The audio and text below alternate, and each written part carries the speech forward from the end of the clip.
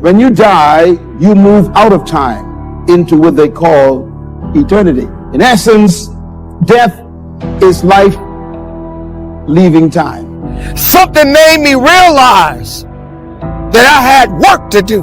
9 years ago, to this day, I buried my mother. This amazing, incredible woman told me a long time ago, son, no matter what you do, make a difference in the world. It takes the consistent application of a new discipline, a more desirable one, to overcome one which is less desirable. It takes discipline to plan. It takes discipline to execute our plan. I have never seen anybody who did extraordinary feats that didn't have extraordinary issues. It is the passion that gives you the power you need, but it is the pain from which you have the conviction about it.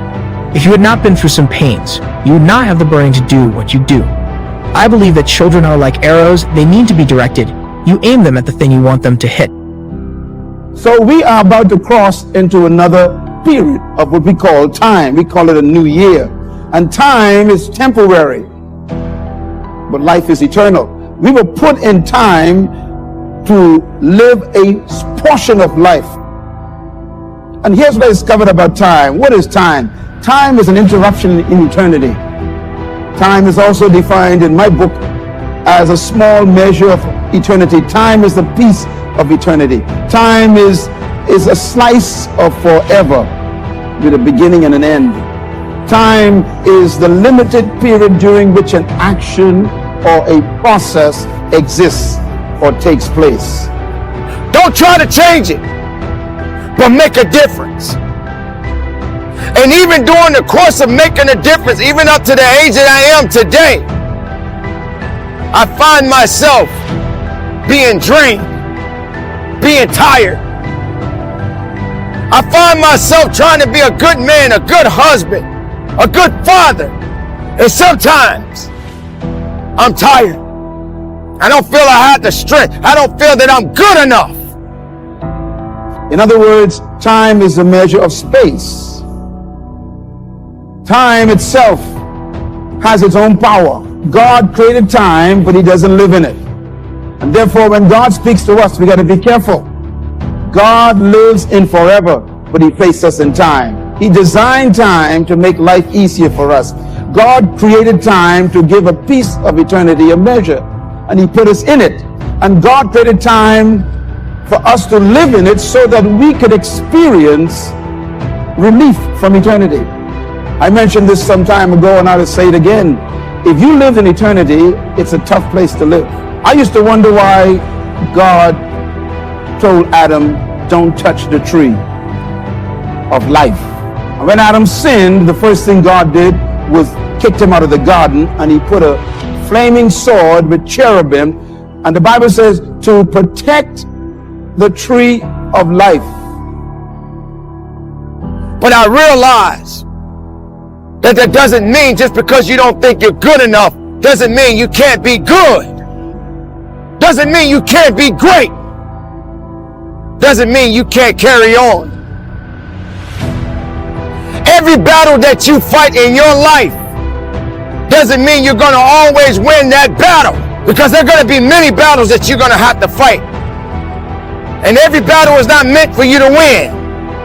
Sometimes these battles are meant for you to learn. They're meant for you to grow. They're meant for you to understand that you can still keep moving as long as you believe. So yes, I get tired. You will get tired. Yes, you will question your abilities. Yes, you will start thinking to yourself that, hey, I'm not ready for this. The fact of the matter is, when you were born and you were ready. You don't push an arrow, you pull it away from it. And it is the digression that causes the progression. If your life has been tough and it's been hard, and you had to pull yourself up by your bootstraps, and your childhood wasn't so good, guess what? That was just the arrow being pulled back so that when you are released, you can trust after the thing you're after. So you don't have to grieve over what you didn't get and what didn't happen. It takes discipline to look with full objectivity at the results of our applied plan. And it takes discipline to change either our plan or our method of executing that plan if the results are poor. It takes discipline to be firm when the world throws opinions at our feet. It takes discipline to ponder the value of someone else's opinion when our pride and our arrogance leads us to believe that we are the only ones with the answers. That discipline is a constant human awareness of the need for action and a conscious act by us to implement that action. Discipline is an awareness of the constant need for action and a conscious act to implement that action. Because this is when I get to exercise my discipline. This is when I get to show the discipline. I get to put the discipline to work. It's the moment I have been waiting for. Because, let's face it, if things were easy, then I could just sit around and slack off. Right? That's what could happen. When things are easy, when things are going right, that's when you actually can slack off a little bit because things go right. I don't recommend it. I recommend actually when things are going right, you go hard. But when things are going wrong, you need to go even harder. So, if everything's going wrong, it doesn't matter to me because I'm on the path. I'm going to stay on the path. The war path. And I'm going to get my situation rectified.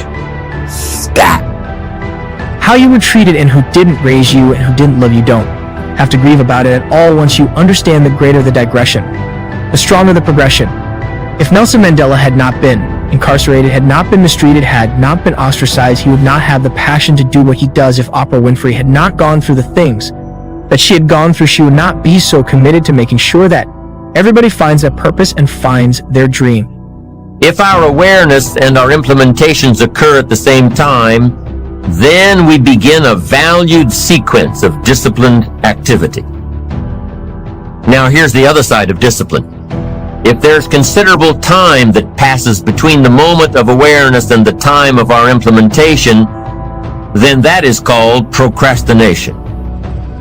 Procrastination, doing it tomorrow instead of today. Procrastination, an almost exact opposite of discipline. The voice within us says, get it done. Discipline then says, do it now. Do it to the best of your ability, today, tomorrow, and always, until finally, the worthy deed becomes instinctive. Procrastination says later, tomorrow. Other than death, all failure is psychological. Other than death, all failure is psychological. Think about that. Just think about that. This failure, this upset, this catastrophe. If you aren't dead, then it's just psychological. It's in your head. Now, this does not mean that you won't lose some battles, because you will. We all will. But it does mean that as long as you don't surrender, as long as you don't give up, as long as you don't quit, then you haven't failed.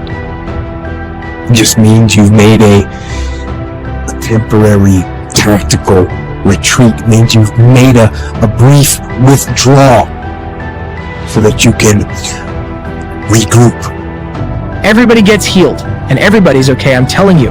What you think is working against you is actually working for you. My challenge in our generation is that gradually through entertainment, through television, through media, through every way possible, we are living in a generation of the dumbing down of ideas because we have traded effectiveness for business. Statistics say we are busier than any other generation we have seen in the last 300 to 400 years.